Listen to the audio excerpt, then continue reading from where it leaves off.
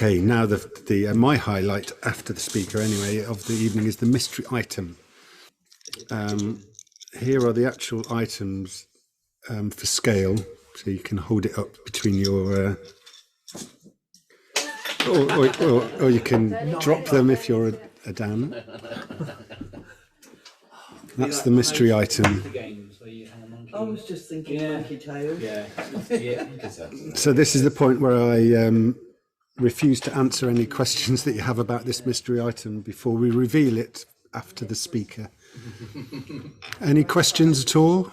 And sort of aim for questions that can be answered yes, no. Does it hold two holes together? Could you do mountaineering with it?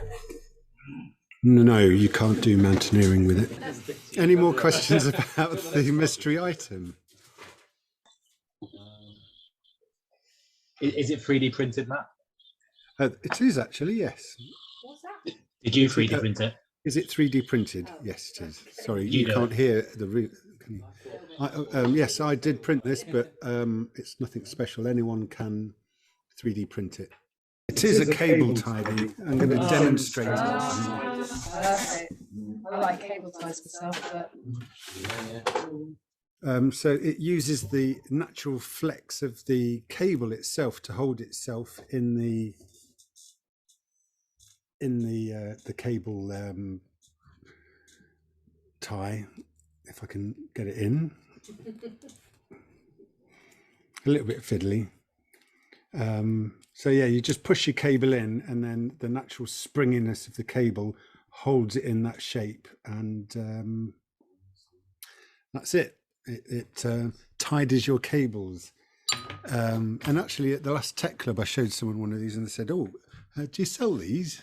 So there's obviously a need for cable tidying. Cable tidy, I didn't design it myself. I actually I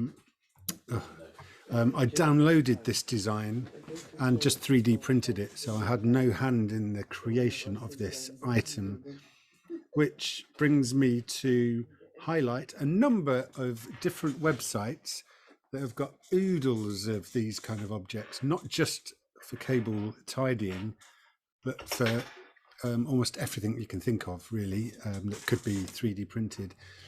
And these 5 sites are my some of my favorite or people's favorite sites, really.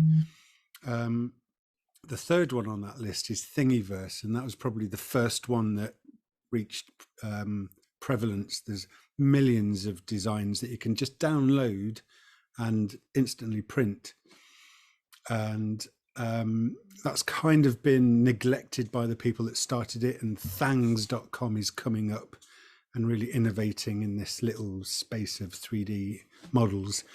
And so Thangs is growing in the number of models that are available from it, but it's also got slightly innovative things like being able to search for objects based on a 3D model that you upload. So your search term is a model, which is kind of interesting.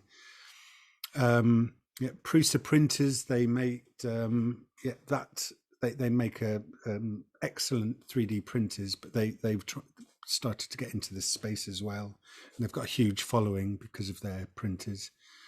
And there's a couple of others there, and people do sell their models, but to be honest, the vast majority of them are free.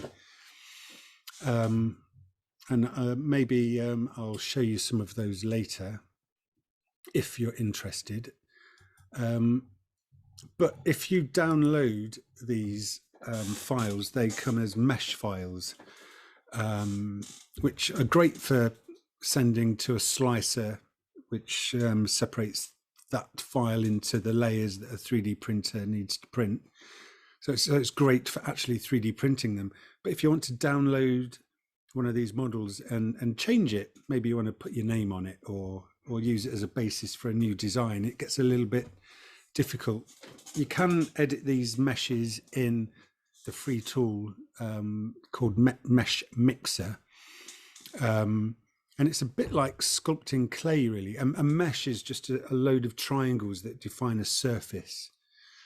And you can use a tool like Mesh Mixer to push and pull and prod and poke and stretch that surface to change the model.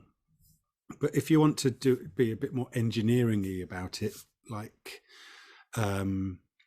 emboss your name into it or something like that, you kind of need to turn it into a solid, at least as far as I know, into a CAD model, which is a defined solid shape rather than a collection of triangles defining a surface, to make it less sculptural and more parametric or more engineering-y to do at least the kind of things I want to do with these models. So you can download all these models for free and print them out straight away. And there are ways to take that and use it as a basis for your own designs going forward. And